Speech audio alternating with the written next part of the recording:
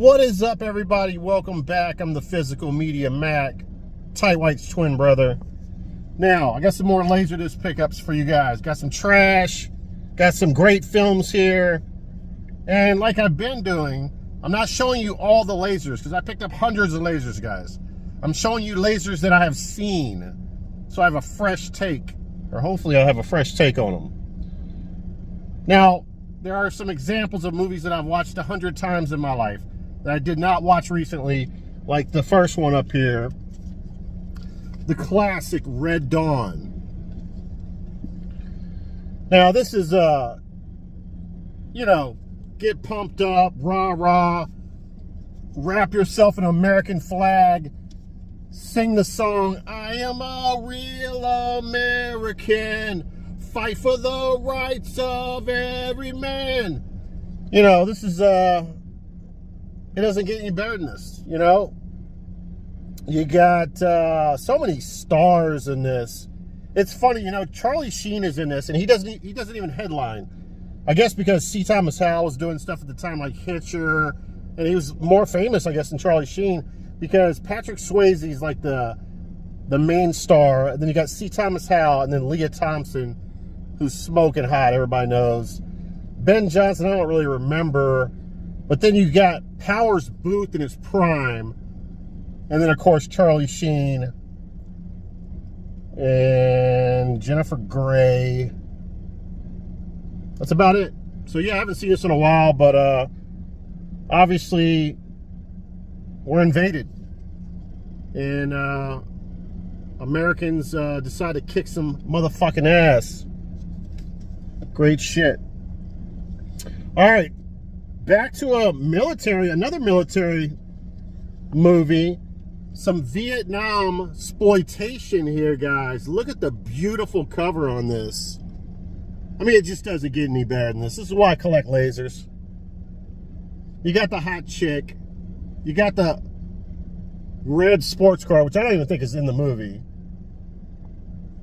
You got the guy trapped here in the prison camp in Vietnam, and his buddies trying to get him out. So yeah, this is directed by Ted Pryor. No, I'm sorry, David Pryor. Ted Pryor's the brother. Ted Pryor, I can't remember if Ted Pryor directed some movies, but he started more movies. Like, he's more of an actor, and David does the directing. Now, this is a SVS, guys. Always look for AIP, SVS, or PM Entertainment. Actually, SVS Triumph. But anyway, the Pryors have done a lot of these Vietnam exploitation films. The one that really comes to mind is Deadly Prey 1 and Deadly Prey 2, which I think is also directed by David Pryor and stars his brother.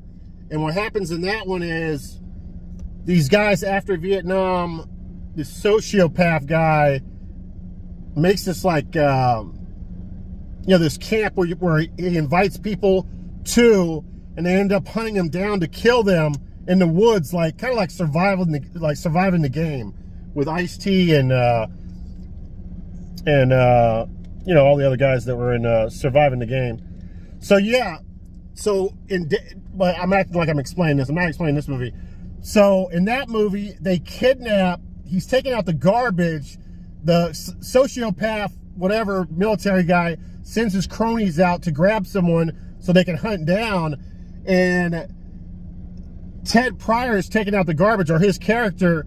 And what these cronies do not realize, he's like 10 times more badass than Rambo. So they kidnap him, and the rest is history. Both Deadly Prey 1 and 2 are really good. I enjoyed this one. This is a very interesting premise. Basically, you mix your Vietnam exploitation with Nightmare on Elm Street. So the two main characters in this, or actually there's three characters, but two, they focus on. The third one died in the war, and it's a little tricky to explain, but so the two main characters that they focus on were in a prison camp. They do escape, and later on in life, after Vietnam, they start having these nightmares, and real shit. The main protagonist or antagonist in the film that was torturing them in the prison camps, which was not a Vietnamese guy. It's a guy who turned on his own people and became a mercenary for the Vietnamese. Starts appearing in their dreams and shit, and they're actually getting injuries in their dreams, just like Nightmare on Elm Street. So a real badass mixed mesh of genres, and again, just terrific artwork. And yeah, man, a really cool film. Definitely recommend it.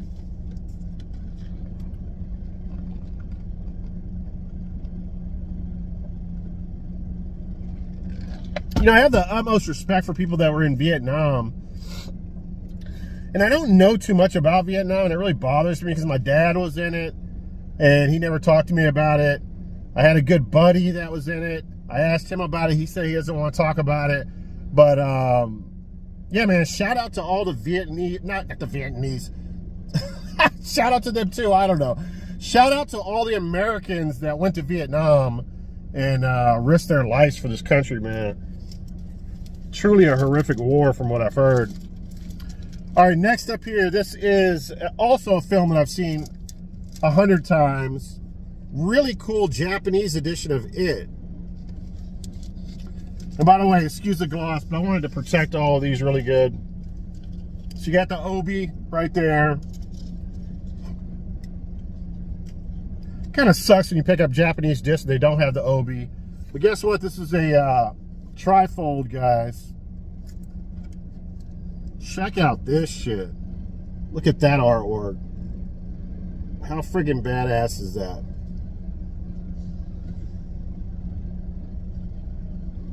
Just love this cover, man. The cover art is really sweet on this one. Everybody knows about this. I'm not really going to talk about it. What's like the only complaint on this one? Obviously the sewer scene where he's trying to get the kid to come into the sewer or closer to him is the scariest scene in the movie. People like to complain about the adults in the movie, that the kid part of the movie was better.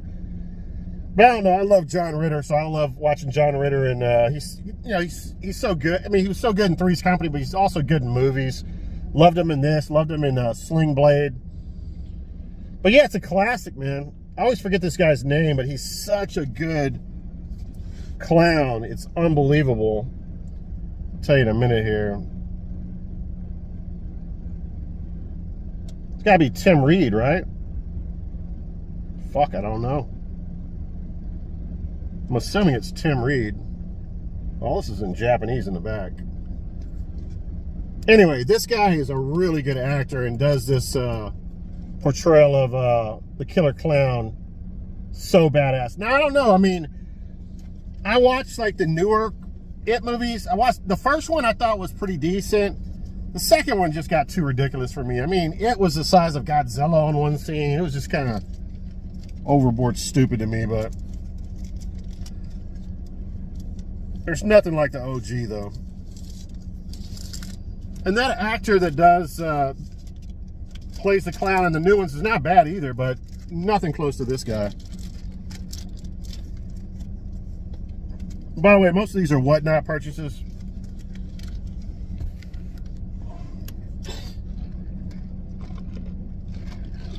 Hopefully you guys are having a good day.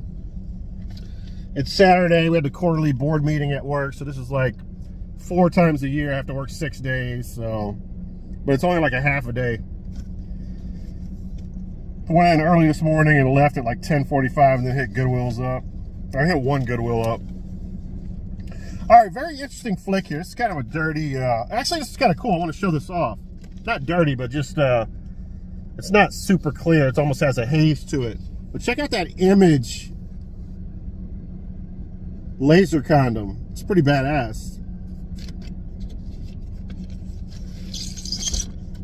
All right, another whatnot purchase here. Now, so this is Out of the Darkness. This is a made-for-television film. And basically, this is the story of, come on now, don't butcher this. This is the story of, what's the Spike Lee movie? The guy in New York who went crazy said his dog was talking to him and telling him to kill people. Here, hold on one second. All right, sorry about that. I think the name's David Berkowitz. It's not even on the back of the cover for some reason. But anyway, the Son of Sam killer. And Spike Lee did the movie Summer of Sam, which is a really good flick. And I didn't know there was other Son of Sam films. But yeah, this is Out of the Darkness, starring Martin Sheen. And Martin Sheen plays like one of the lead detectives that, I don't know if this is like loosely based on a true story. I think it might be, but I could be wrong. But anyway, it basically focuses on, you know, they'll show like a random kill, because he was famous for like walking up to cars when, you know, a young man and lady was making out and shooting them through the windshield. So they'll show that. It was made for TV, so you see no bloodshed in the film, hardly. You just see glass shatter and guns go off. And so it's not gory at all, which you would think I would not like, but I actually enjoyed this film. It focuses more on the police and Martin Sheen's character, his family, and you know, all the trials and tribulations trying to capture the Son of Sam. And you know, obviously the Son of Sam gets caught. I like the actor that plays the Son of Sam in this. He's actually really good, really believable. I think it's Billy. No, I'm sorry. I'm not sure what his name is, to be honest with you. But anyway, what else was I going to say? But yeah, this is kind of a lost and forgotten film. I never hear anybody talk about this one. I knew nothing about it. There's the David Berkowitz character right there. I don't know if you can see. It might be too small. I've seen him in other films. I just can't remember what his name is. But man, Martin Sheen, this just reminds me of what a great actor Martin Sheen is. So good, man, in this role and many other films. I just love him in every movie that he's in. I'm a big fan of Martin Sheen. But yeah, this was pretty cool, man. I enjoyed it. And something that kind of, you know, it's kind of obscure. You know, I don't want all trash films, guys. I want stuff that I look at the cover and I'm like, what? I've never seen that before. What is that? Stuff that intrigues me, like this movie. It's not a trash film, but it's really intriguing and fairly obscure. A lot of these made-for-television movies are. All right, we come to this one.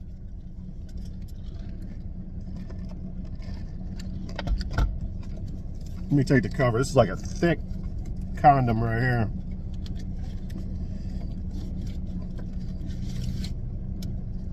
All right, we have Torchlight. And by the way, shout out to Sammy, my man.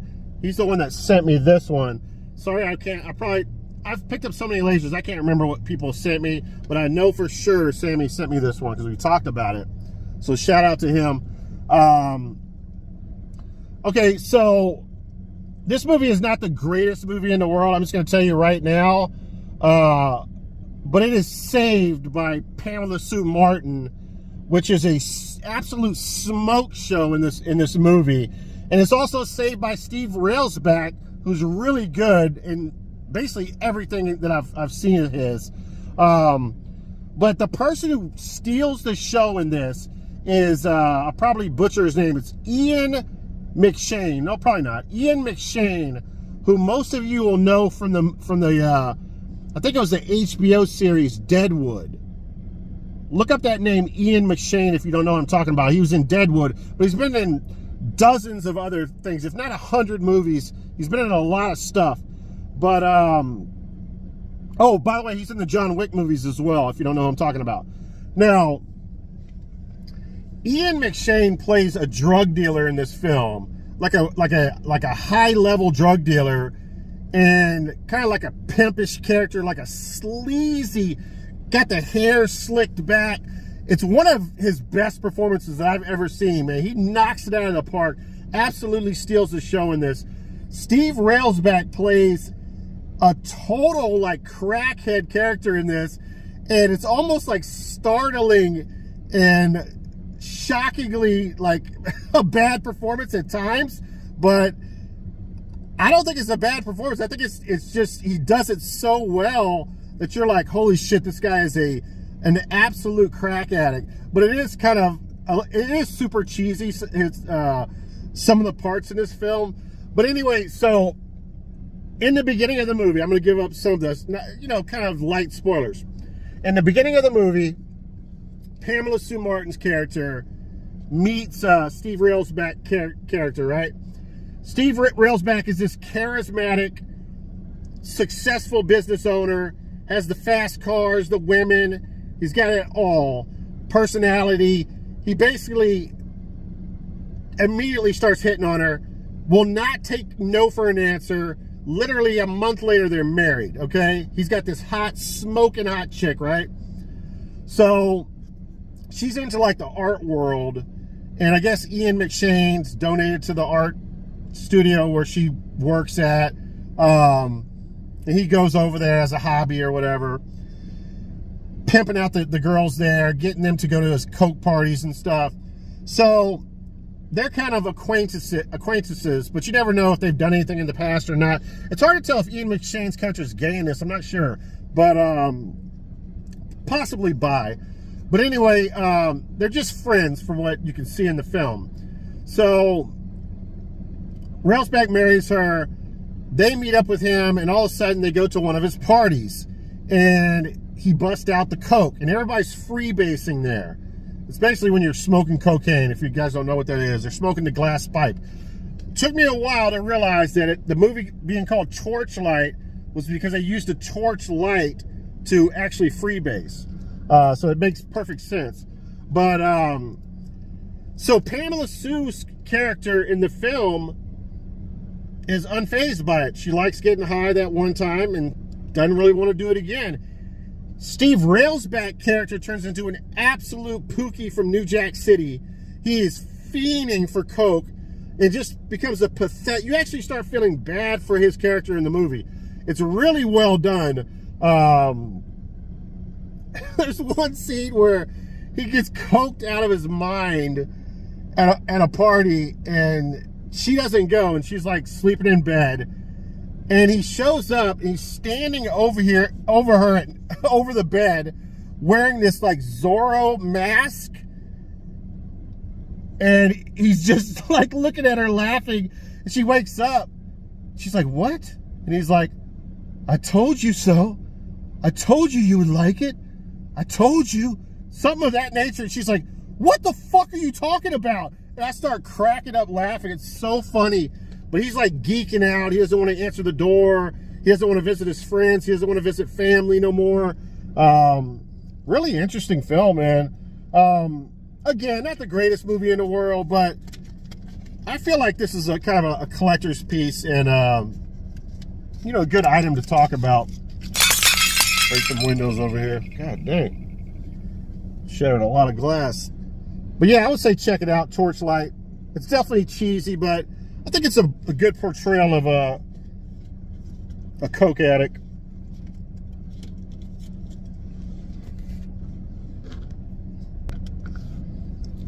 All right, next up here is Dune Warriors.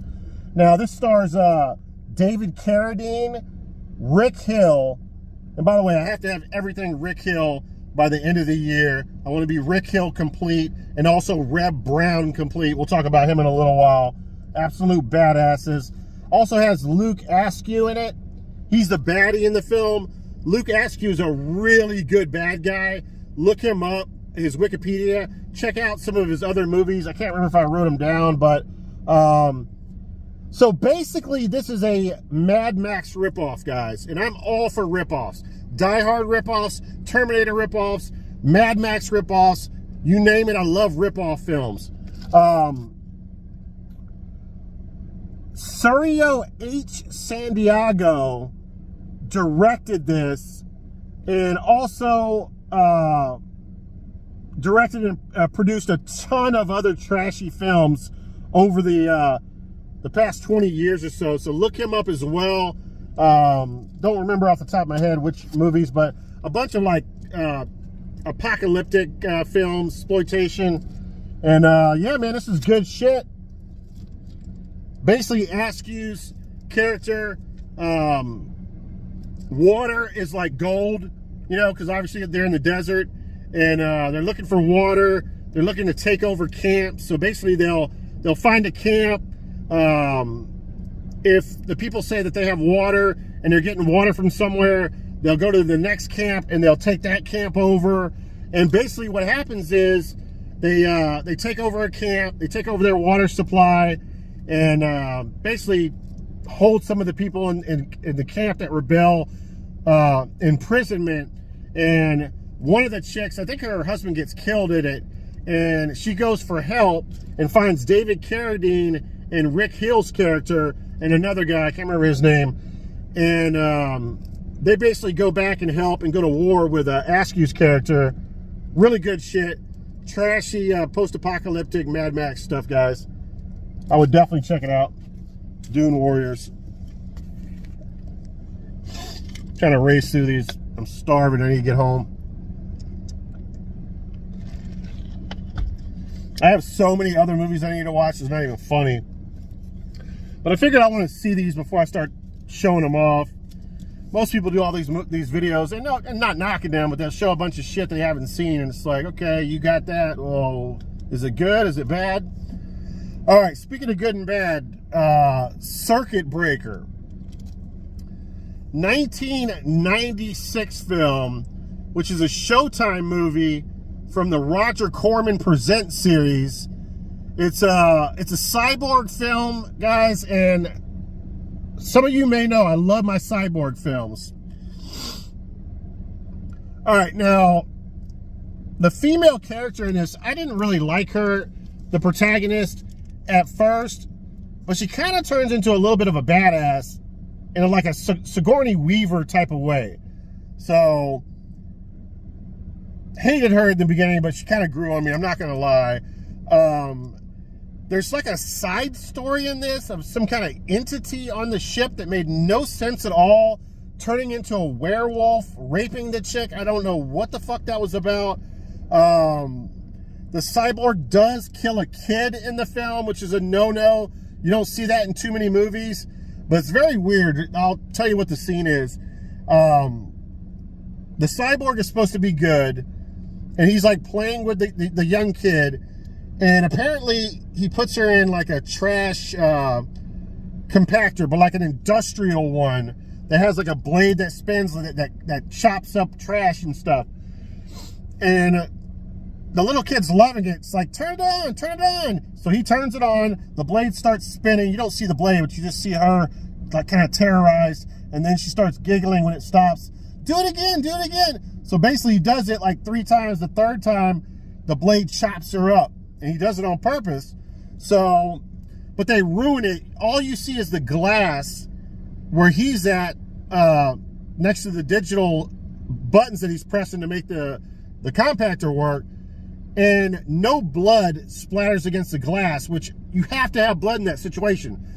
It turns away from him, and I think her mother comes into the scene, and then you look back, or the camera goes back to the glass, and there's blood all over it. So it's like a total fuck up on the production part of the film. So that was unfortunate. Best part of this film, guys, is when, and by the way, I don't even think I mentioned this yet. This has got our boy, why am I forgetting? Let's take this plastic off. I said I was going to do that anyway. It's got Corbin Bernsen in it, right? And then it's also got, like I'm slipping downward.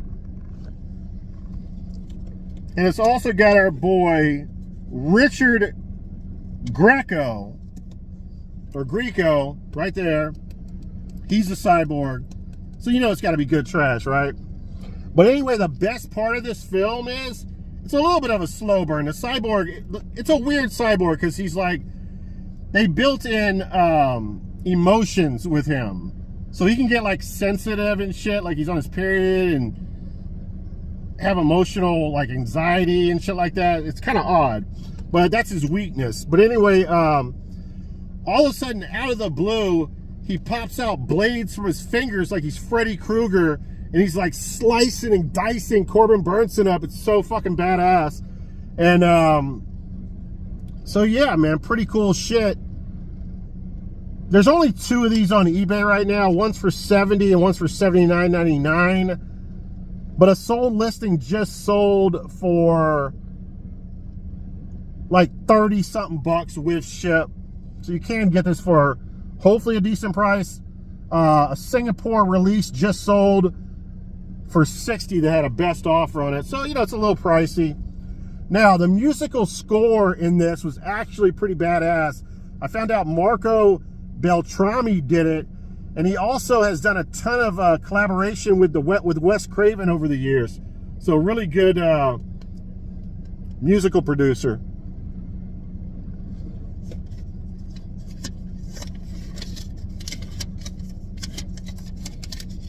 Make another window. Did I already break that window? I think I did. But anyway, cool shit.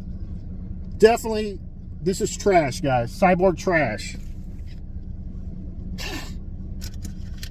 There's a little bit of window left, you know.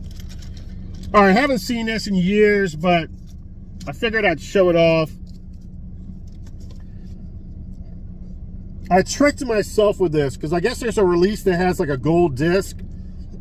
I thought it was the release. I probably overpaid. It's not the gold disc release, unfortunately. But it's classic shit. You know, so it has the Obi. And of course, Van Damme was in his prime in this, and Lundgren as well. Universal Soldier. Oh, for some reason I thought this was a gatefold, but it's not. Did I say trifold earlier? I think I did. Does that even make sense, trifold? Probably not.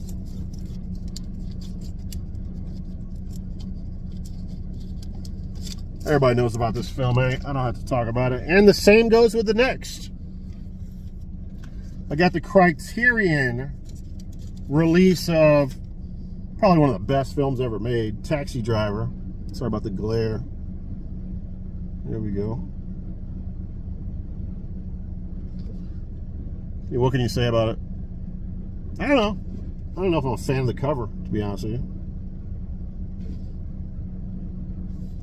That's how Criterion did it.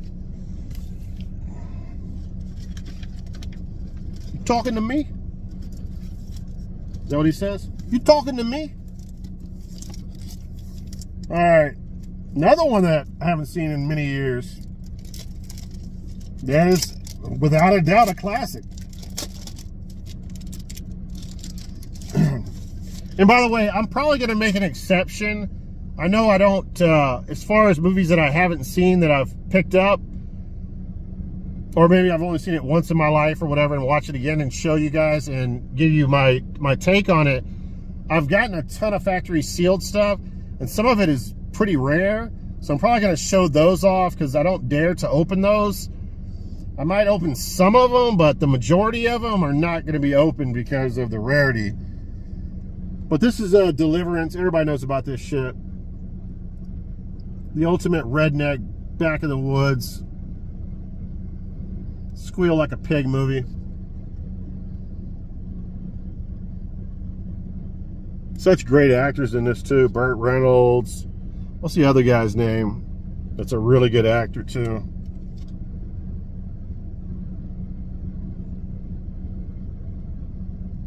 I'm not even seeing the actors on it. It's kind of weird.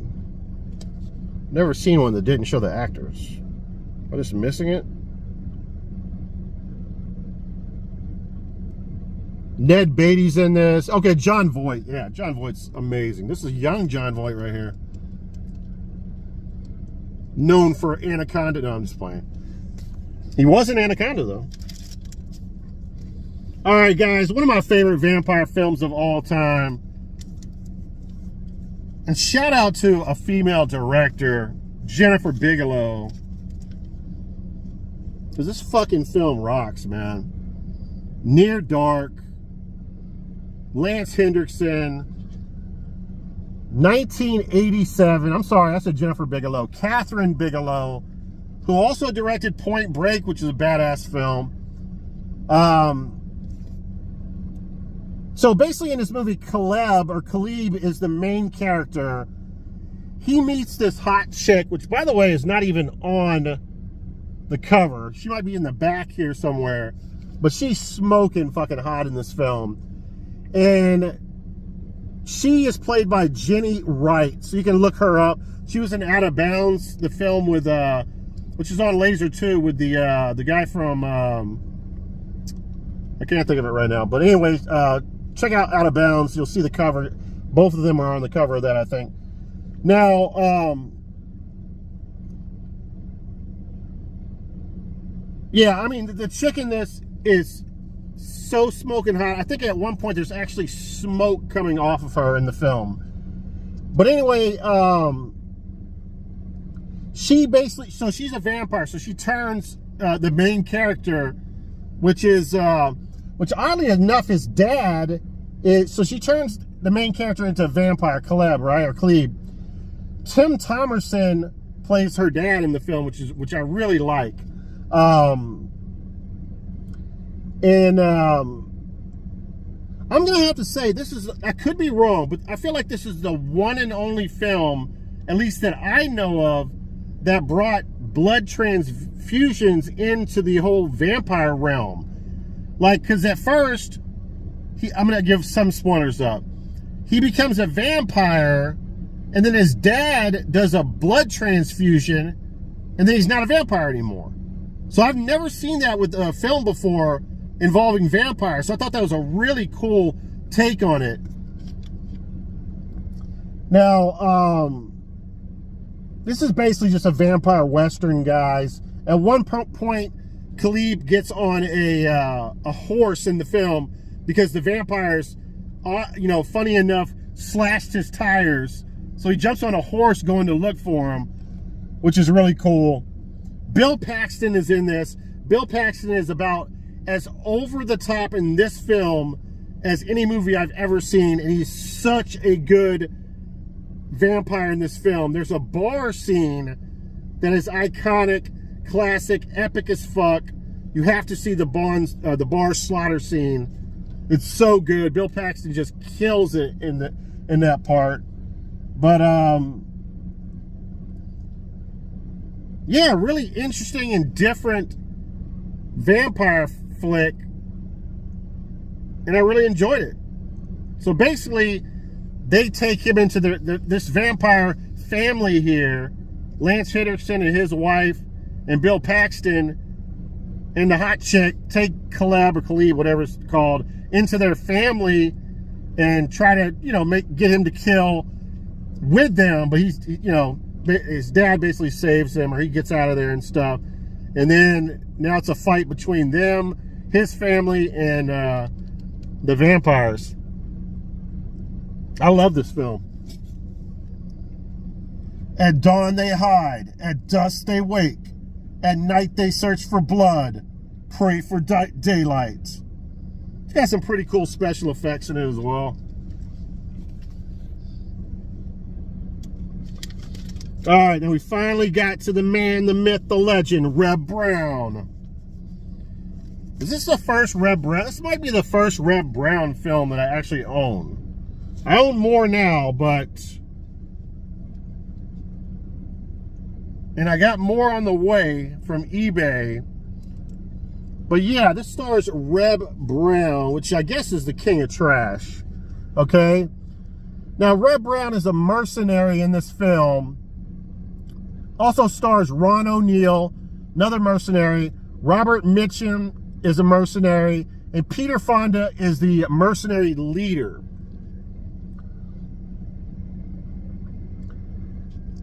And basically, Peter Fonda gets them to go into another country, and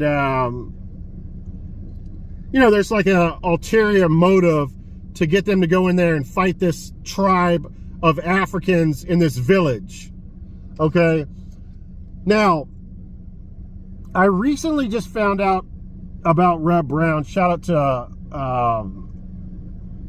oh God, I'm having a fucking, I can't think of the name. You know what I'm talking about. I'll think of it in a little while. But anyway, someone in my Discord, Nemcade. Now, Reb Brown is probably the king of all B action films. And, I was thinking that Gary Daniels, Jeff Wincott, Frank Zagarino are the real badasses. But apparently there's levels to this, guys. And Reb Brown is that other level. Okay? He's probably the only guy that I would bow down to in the world. Reb Brown. He's that badass, No Diddy, but like a bow like that.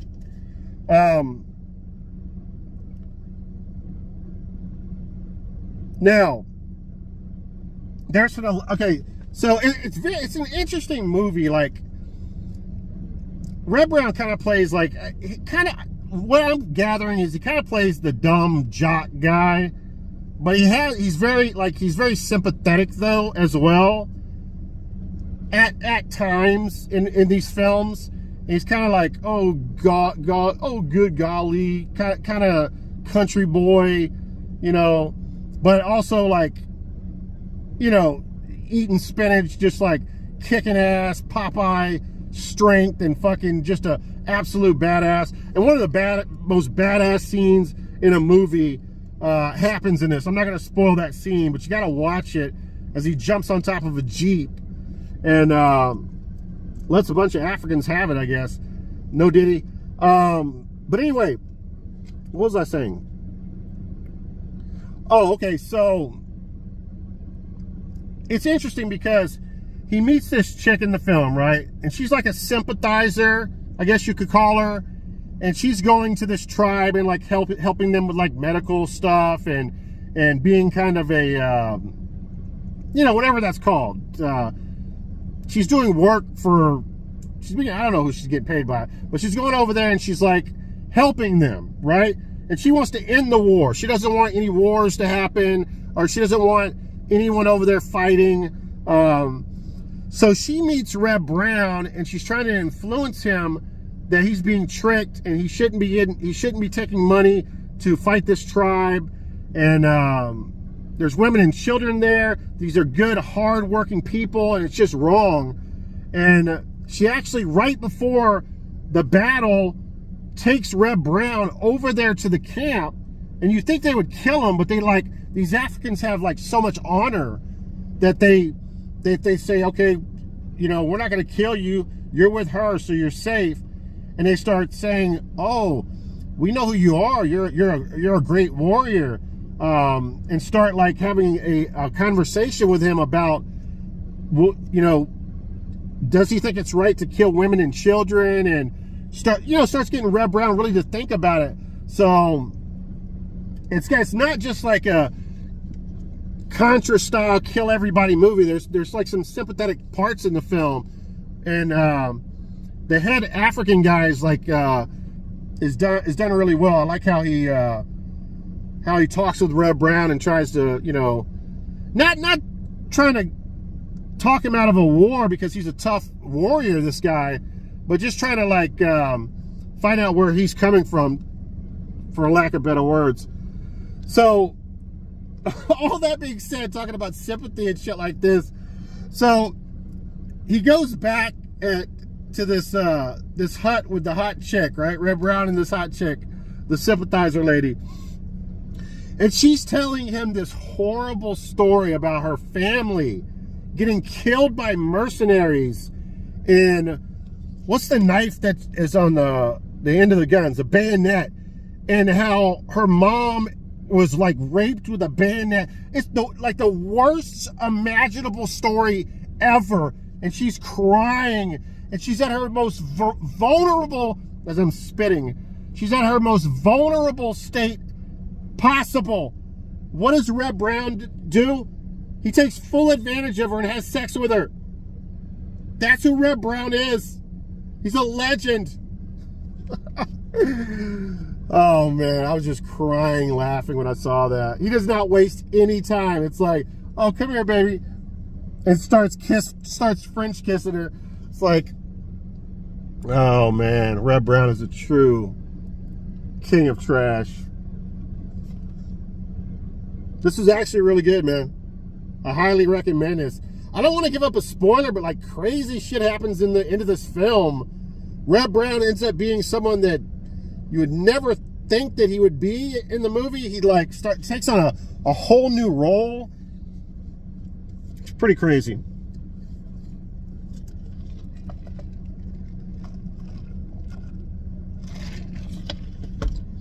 I'm getting excited, guys. I'm spitting everywhere. I'm getting passionate about these lasers. All right, next up here.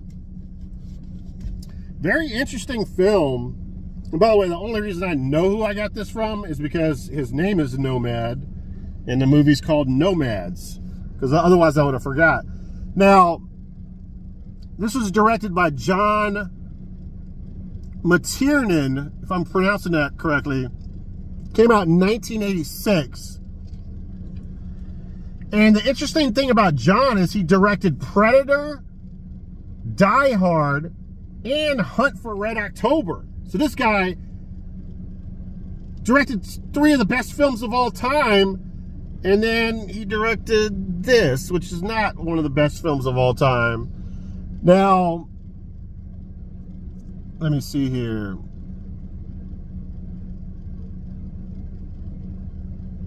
Now, this movie is like really confusing. I'm not gonna lie to you. Like, you really gotta pay attention to this movie. And even if you pay attention, it's still rather confusing.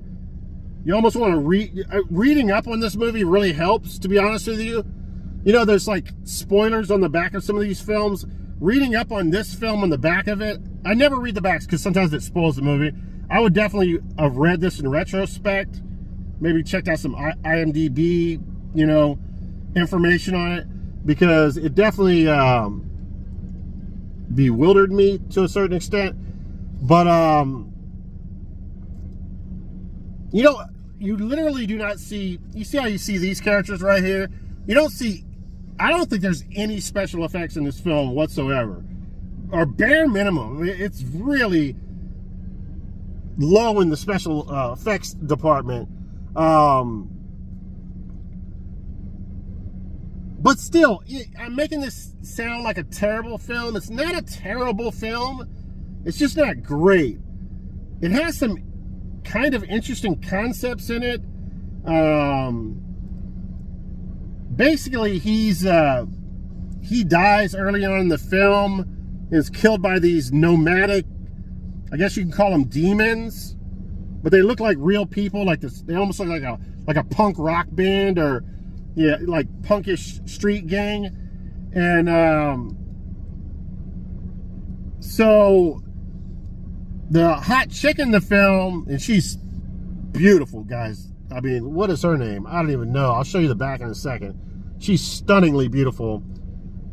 He like whispers something in her ear at the morgue. I'm forgetting. It's been a while since I've seen this. And passes on these visions to her. So she sees the visions of what happened. So it starts being like this nightmare situation for the nurse. And, but holy fuck, man. I'm watching this film, and the soundtrack is second to none. It is so effing badass.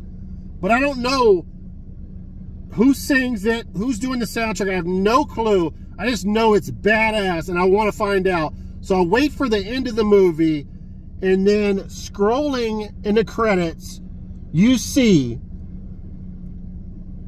Bill Conti, which, correct me if I'm wrong, did a bunch of like A films. I didn't write down the films that he did. Didn't he do like all the Star Wars movies and all the... I could be wrong. I know Bill Conti did a ton of soundtracks, and they're all like badass soundtracks. He's one of the greatest music conductors for films of all time. Sorry I didn't write down the actual movies. But not only that, He apparently teamed up with Ted Nugent for this project, because Ted Nugent is all over this film, guys. 80s fucking rock and roll, and it's so effing badass. The soundtrack alone is worth picking this film up. And I like him as an actor, by the way, Pierce Bronson. Listen, I give it credit for being a different film. And there is kind of a good, it's not scary, but there is one good scene. There's a really good home invasion scene with the nomads. I will say that. God dang. All right, let's check this chick out.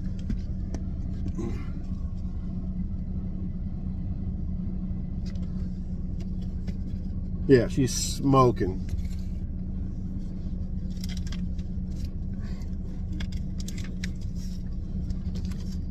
All right, how many times do you see, I mean, like I'm pretty much hitting it out of the park. I've made, like, in the past, I don't know, 2 months this would be my third Laserdisc video, right? How many times have I told you a movie sucked? So I pretty much know how to pick them, right? I'm finally going to tell you a movie sucks. Project Genesis. Let me take the cover off of it. I feel like I'm kind of a defender of obscure straight-to-video movies. So I rarely ever say this, but this movie does suck, to be honest with you. And basically, I'll just read you like the synopsis on this, because I didn't write any notes. It's the 23rd century. Pascal is shipwrecked and marooned on a desolate planet with a beautiful alien woman. That is very questionable, guys. Calling her beautiful, I don't know about all that. Although the alien woman's enduring sensuality seduces him, her hostility keeps him at bay. As warring worlds collide above them, they realize that above all their desires and passion, they must fight for a new beginning at the end of the universe. Ultra low budget, like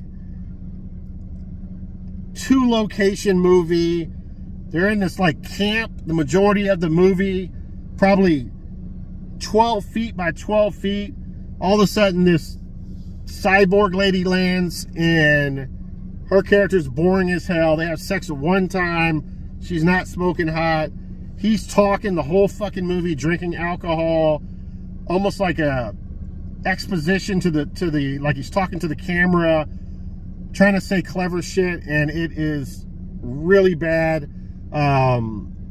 For trash purposes, some people would want to collect this probably because it's that bad. But I don't know. I'll probably flip it, to be honest with you. Oh wow, this is a good one here.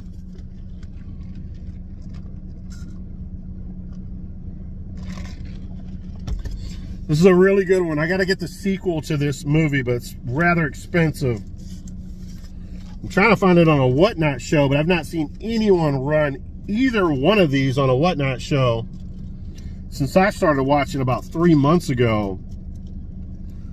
But yeah, we have Cage here.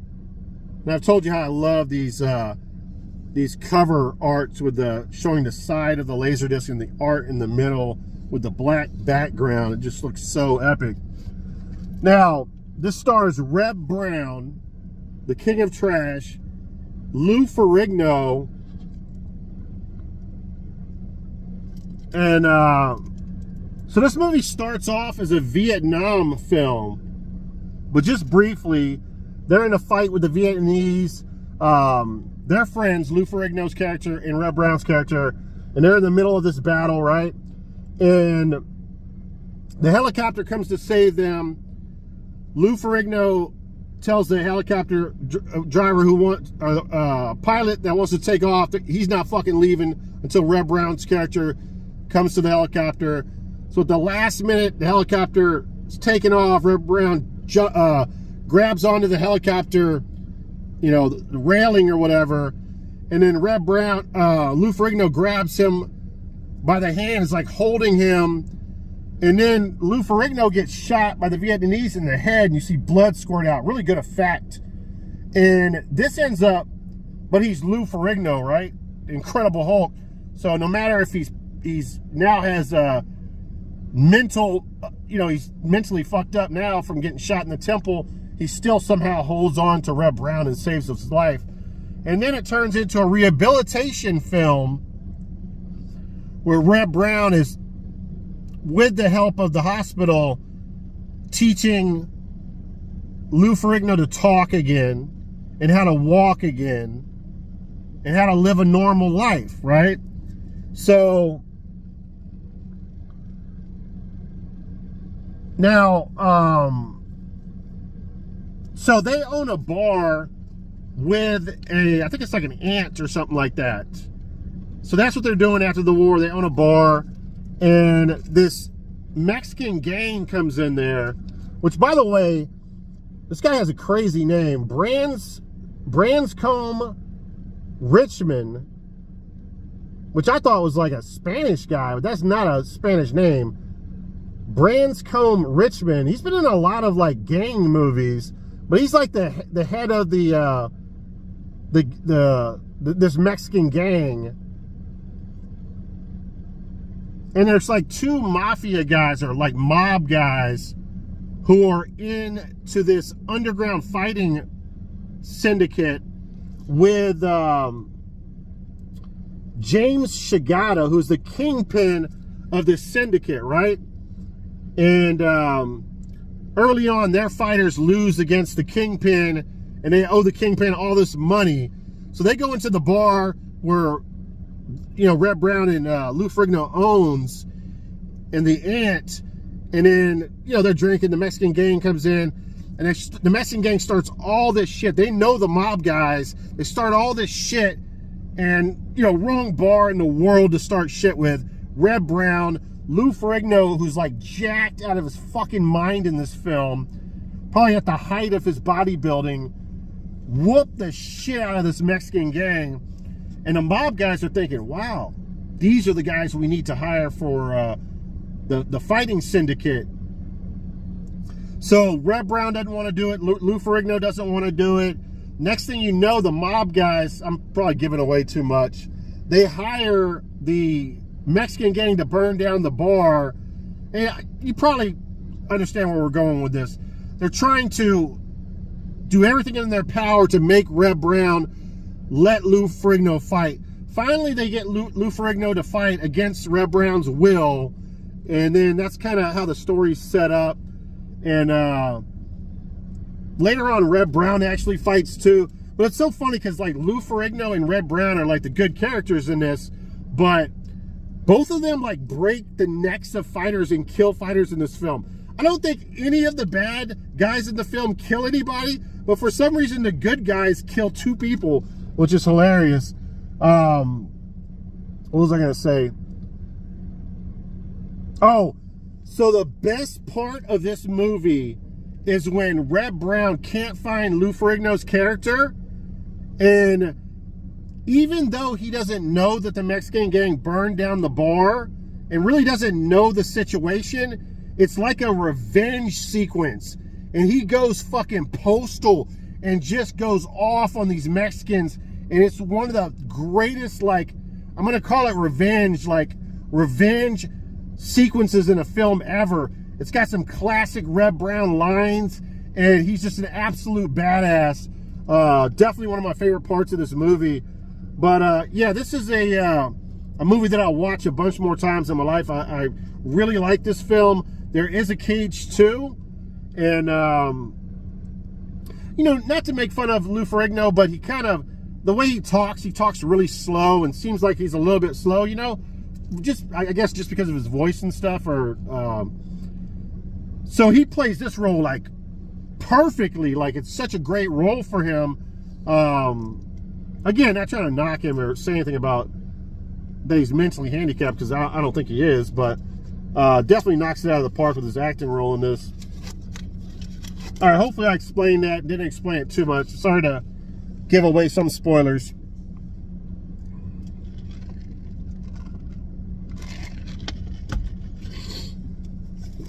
All right, next up here, more fire, more trash. We got Jeff Wincott in Jungle Law.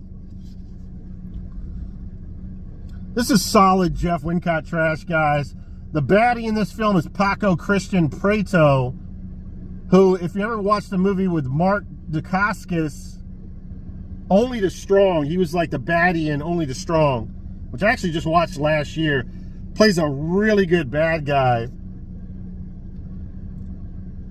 Now, what's funny about this, obviously the movie's called Jungle Law, the key word being law, because this is another underground fighting syndicate movie, right? And for some reason, Jeff Wincott is in this fighting ring, right? And he's a lawyer too, which makes no sense. I don't know, it's very odd. But it's just so strange. But anyway, the main baddie grew up with Jeff Wincott, and something happened earlier where the cops like beat the shit. They did something wrong together, right? And the cops beat the shit out of the baddie's character, and Jeff Wincott like watched and stuff. And then for the crime, his buddy ended up going to jail for like 15 years. So when he gets out of jail, he becomes like this mob boss type of guy, or like this gangster guy. And Jeff Wincott is like a compulsive gambler as well, and he loses a bunch of money to a bookie, and the baddie character finds out about this and buys his debt. So now he kind of owns Jeff Wincott, so Jeff Wincott has to fight in this underground fighting syndicate. So yeah, man, cool trash Jeff Wincott shit, man. Check it out.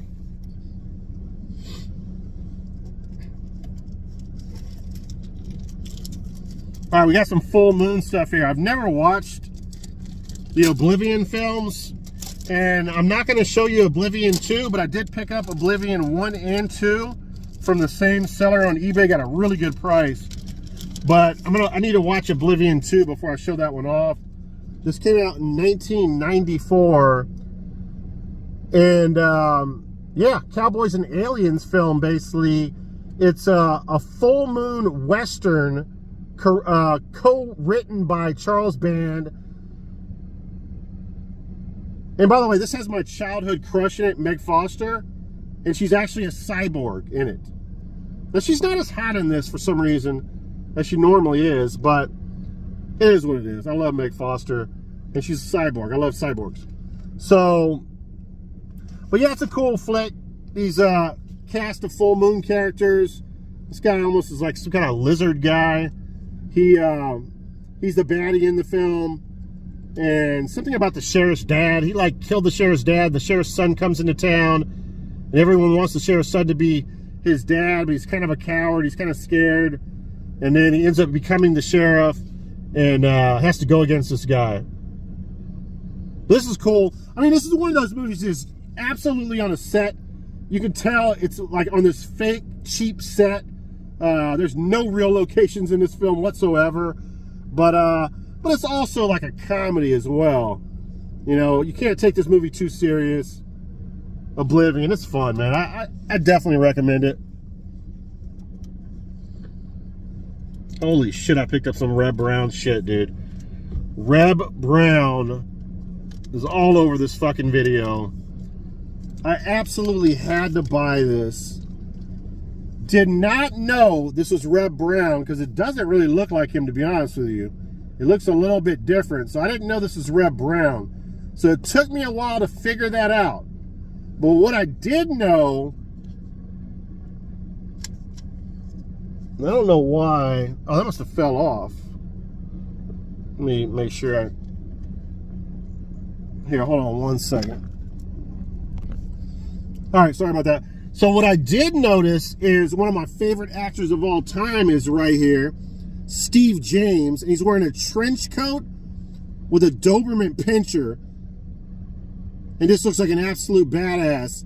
Now, if you don't know, Steve James is like mostly famous for the American Ninja films with Dudikoff, but he's been in all kinds of other trash films and good shit, B movies mostly, and he's never had a starring role except for Street Hunter. He is the main star in this film, which I applaud because I'm a huge fan of his. And R.I.P. to him. He died, I believe, at 39 years old, which is crazy. So young. And definitely missed, man. I definitely want to be Steve James complete and get all his movies. But, you know, even in a movie he stars in, Reb Brown is like much bigger than him. Like, literally, he should be the bigger person. This should not be the focal point. It should be Steve James. Like, Steve James was done bad by Hollywood, guys. But he's such a great actor. Man, he should have been in so many more lead roles. I mean, he could have been like Apollo in Rocky. He could have been like in Predator. He could have been in Die Hard. He could have been in so many films, man. But anyway, John Leguizamo is in this. Young John Leguizamo. And he's like this mob boss type of character. He's got this gang. And he's hired an ex-military guy, Steve, I don't know, I'm about to say Steve Brown, Reb Brown, to be his enforcer. And he's like a military nut, an absolute like sociopath, but he does have like morals, like, you know, he would throw down his gun and fight you with his fist because he's an absolute animal in this film. But this is the first movie I've watched, as I'm spitting some more. This is the first movie I watched that Reb Brown is actually the baddie in, so it's kind of weird. But anyway,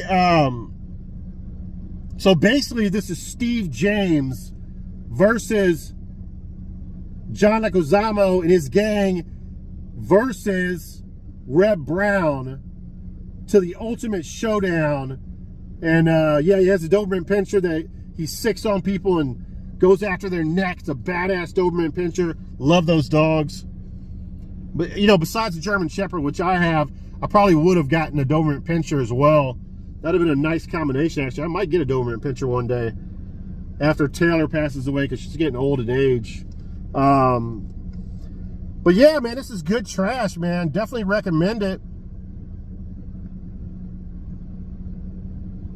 Love it, man. All right, speaking of more trash, we have one of my favorite actors, Oliver Gruner, in TNT. Yes, this movie was the bomb. This stars Eric Roberts and Randy Travis as well. And yeah, this is basically the same formula as a lot of movies. You know, the guys are like this military group, and they kill innocent women and children. And then there's one guy who's not down with it, and that character is Oliver Gruner's character.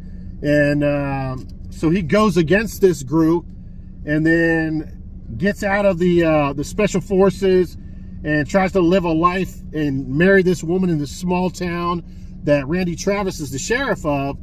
And his past basically comes back to haunt him. And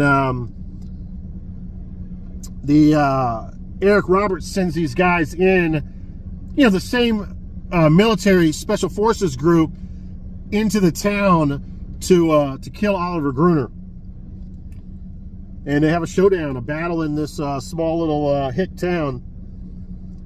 It was good shit, man. I enjoyed it. I'm trying to think who the bad guy is, and he's pretty good in movies too, man. I can't remember what he was in the past. But you guys can look it up on.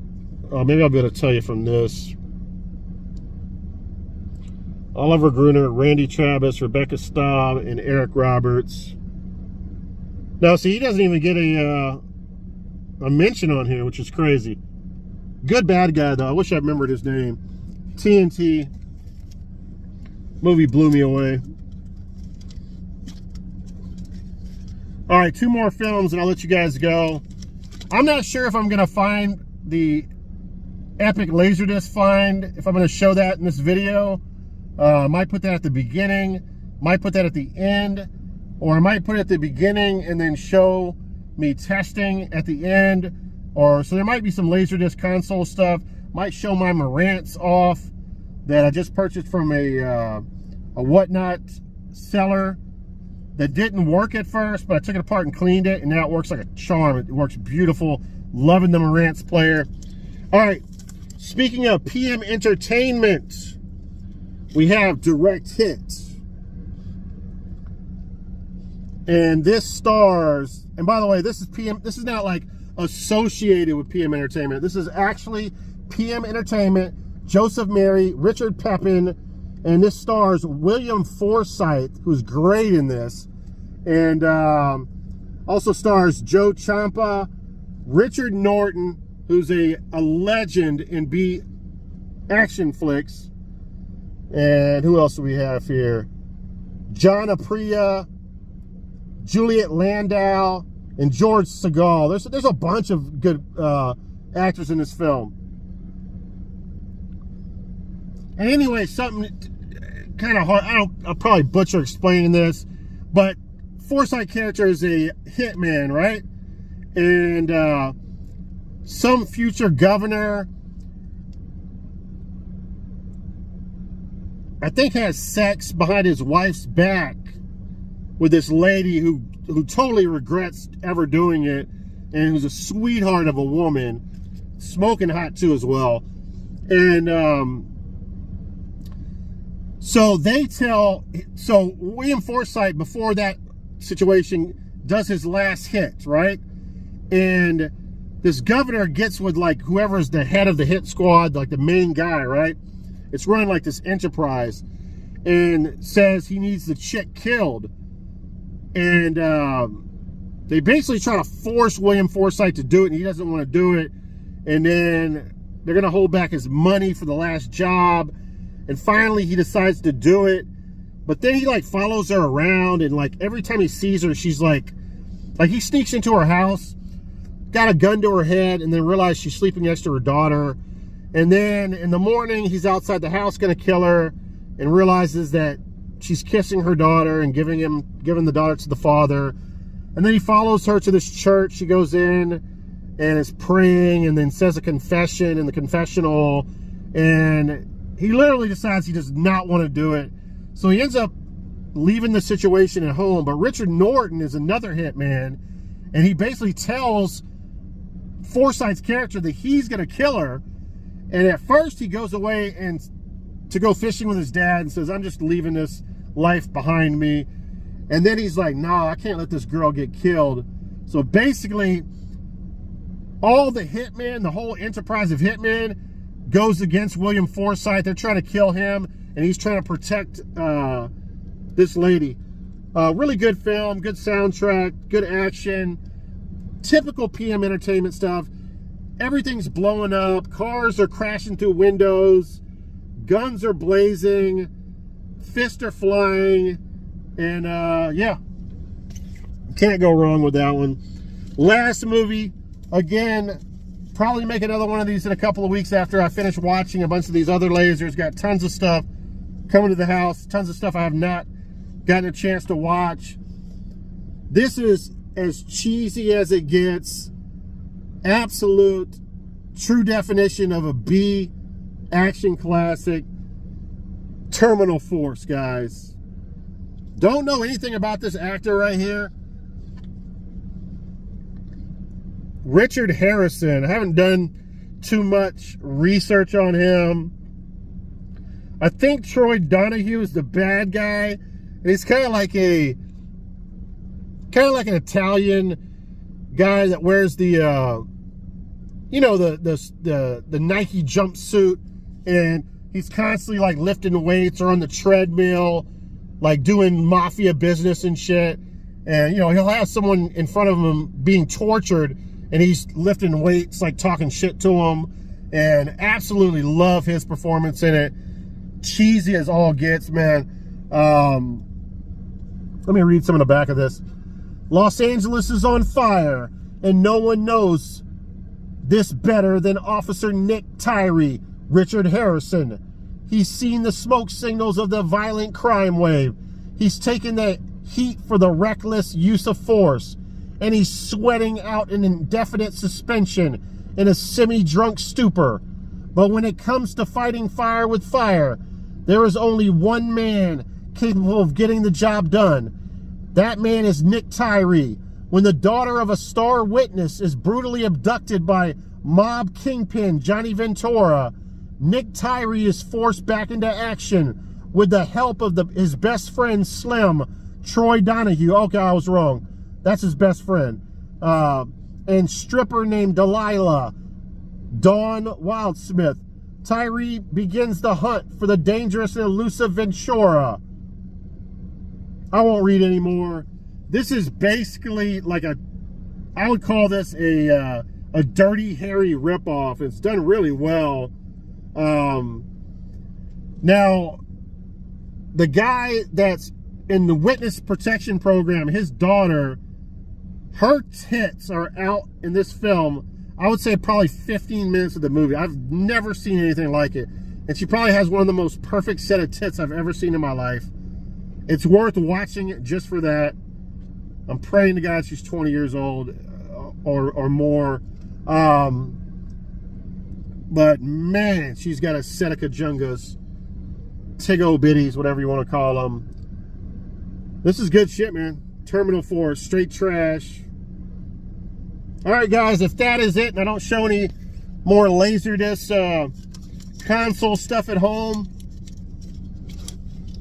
God dog it. I'll talk to you guys in the next video. Hopefully you guys have a great weekend. Hopefully you guys enjoyed the trash and the Laserdisc.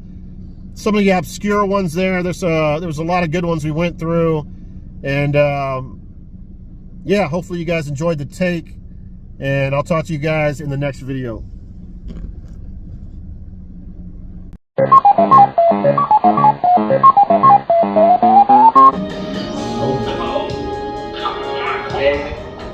I'm